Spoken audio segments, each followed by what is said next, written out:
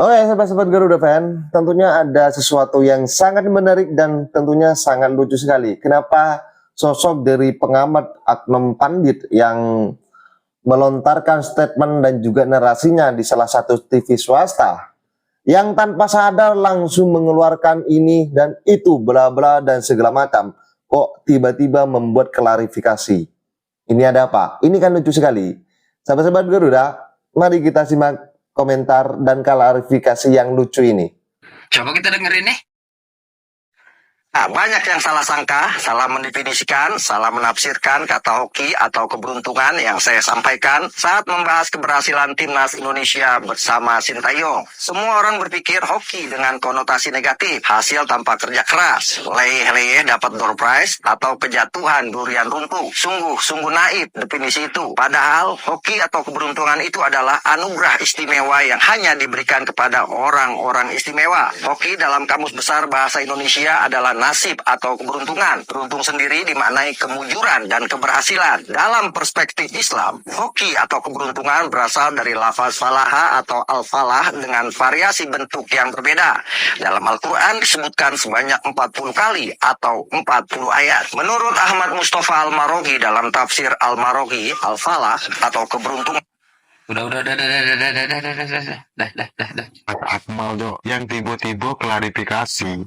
Ayo, sumpah lucunya aku dengan Akmal nih. Dati angin, dati hujan, tiba-tiba klarifikasi. Dia ngejelasin tentang hal pada saat dia bilang kehokian STY itu sebenarnya sesuatu yang bukan negatif, tapi itu justru mengarah ke sesuatu hal yang positif. Bahkan dia sempat menghubungkan kata-kata kehokian itu sebenarnya ada di dalam Al-Quran. Ya supaya lebih meyakinkan lah intinya tuh.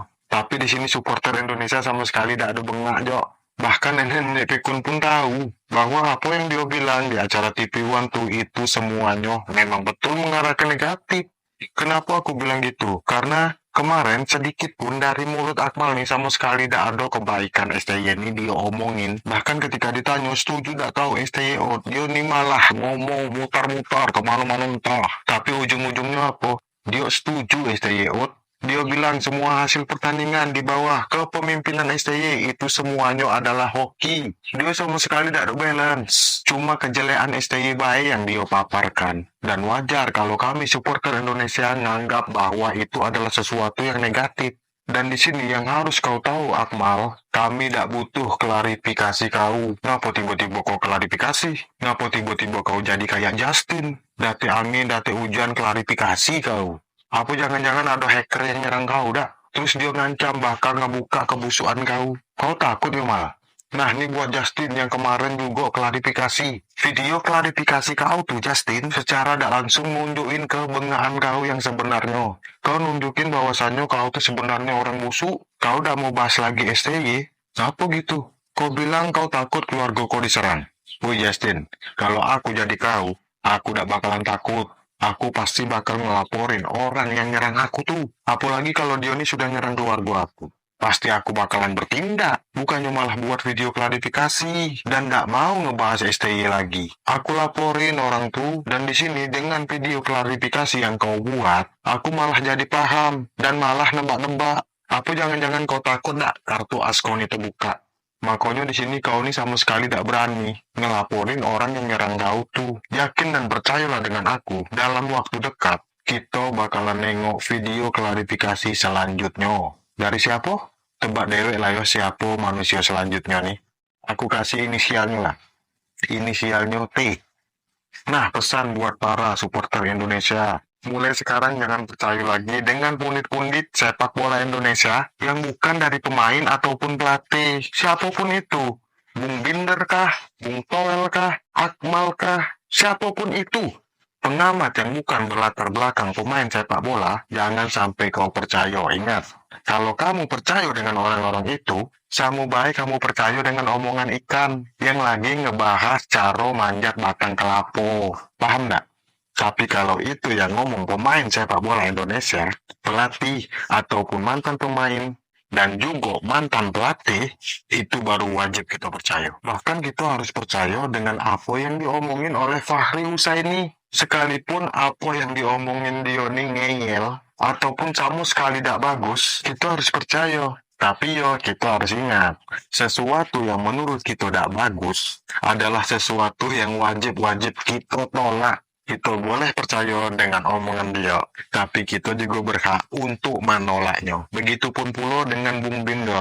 Walaupun Bung Binder ini mendukung penuh sepak bola Indonesia, tapi kita jangan 100% percaya. Kenapa? Karena latar belakang dari Bung Binder sama sekali bukan dari sepak bola. Tapi apa yang keluar dari mulut Bung Binder, yang baik-baik harus kita ambil, dan yang buruk-buruk harus kita buang jauh-jauh. Oke? Mungkin itu baik sedikit dari aku. Dukung terus timnas sepak bola kita sampai tembus ke Piala Dunia. Jadi ada apa sebenarnya yang terjadi sehingga sesuatu yang terjadi di timnas Indonesia saat ini, perpecahan-perpecahan, mulai terjadinya pergantian Coach Sintayong, mulai tagar STY out, mulai tagar Erick Thohir out lah dan segala macam, bahkan dari media luar ini memberikan sorotan tajam kepada timnas Indonesia. Tentunya ini bagaimana sebuah sesuatu yang memang perlu kita garis bawahi lagi dan perlu kita backing timnas Indonesia, karena soal bagaimana kekuatan timnas Indonesia jika mampu menghalau dan membentengi dari serangan-serangan itu, maka ini adalah sebuah ujian timnas Indonesia yang akan bermentas di Piala Dunia 2026. Tentunya harapan besar adalah kita bisa lolos dari perjuangan-perjuangan kita di round 3 kualifikasi Piala Dunia, karena keterdekat kita adalah menghadapi timnas Australia, kemudian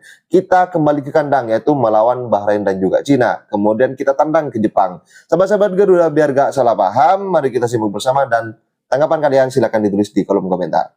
Mengenai sosok pelatih baru, idealnya berapa lama sih pelatih baru ini bisa, kalau Bungkus lihat ya dari strategi ataupun taktik permainan Indonesia, paling tidak kita lihat bagaimana pelatih baru ini bisa beradaptasi dengan kultur dan juga beradaptasi dengan para pemain di Indonesia. Idealnya butuh waktu berapa lama?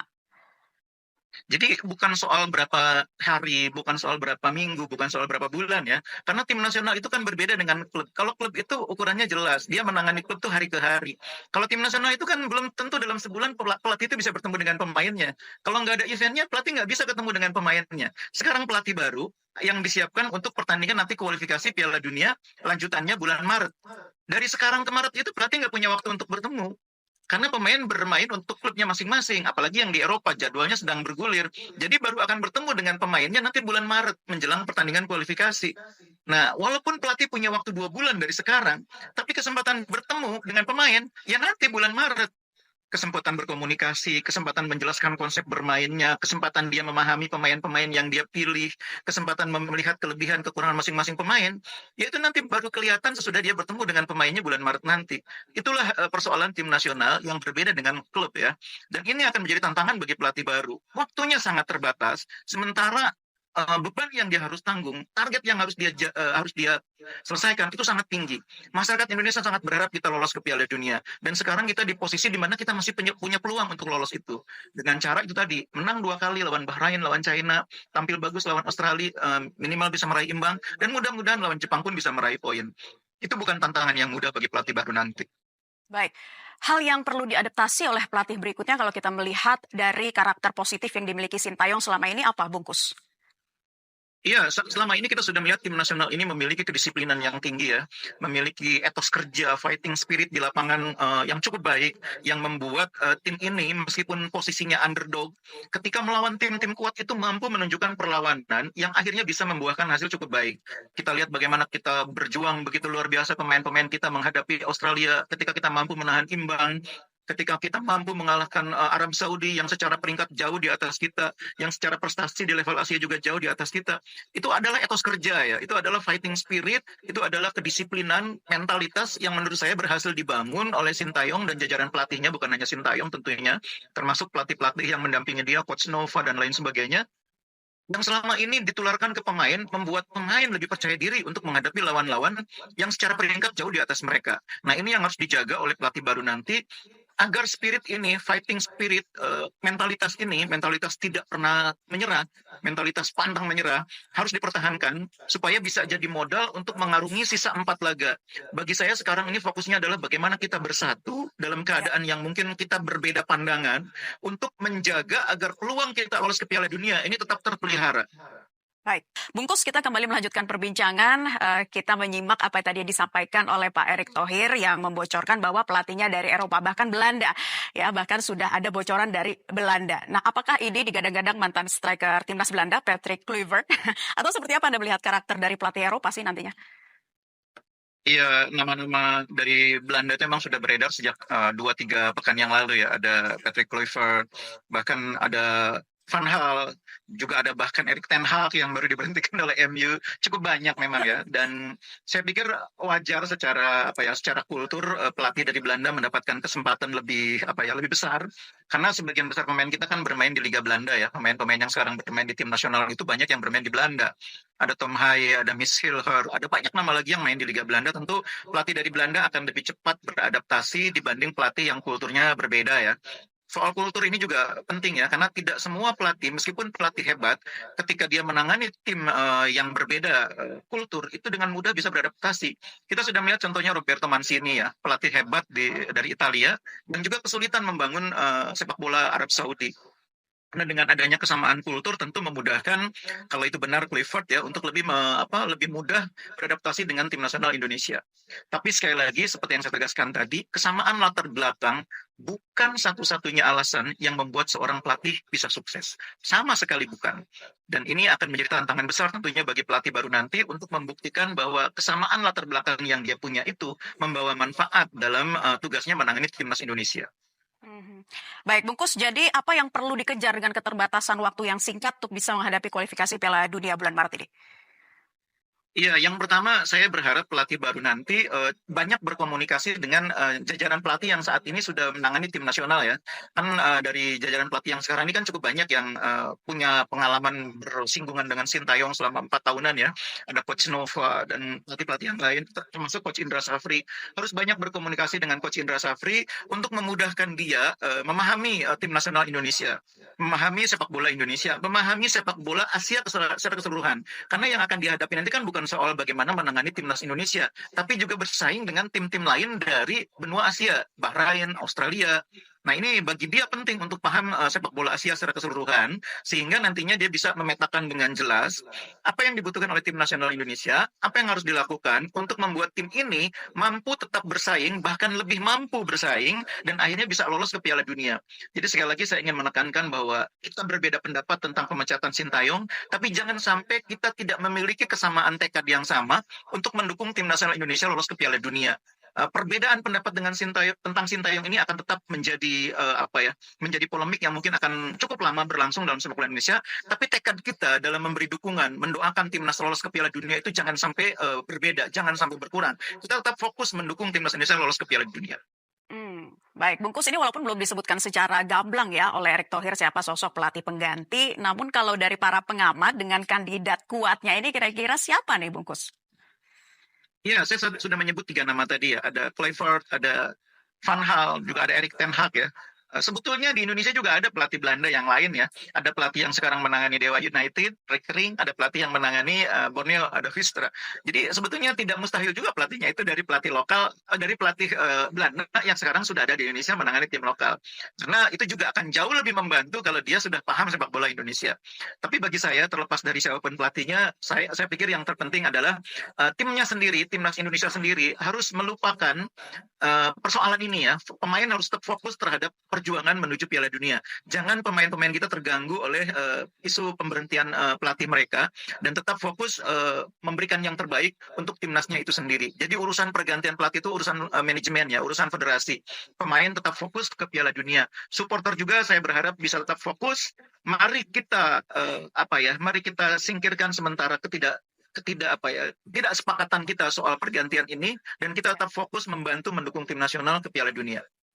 Oke, sahabat-sahabat Garuda Fans, saya rasa cukup statement barusan. Jadi soal bagaimana isu dari kontroversial itu mulai dari media luar, ini adalah bagaimana angin yang sedang kencang bagi timnas Indonesia.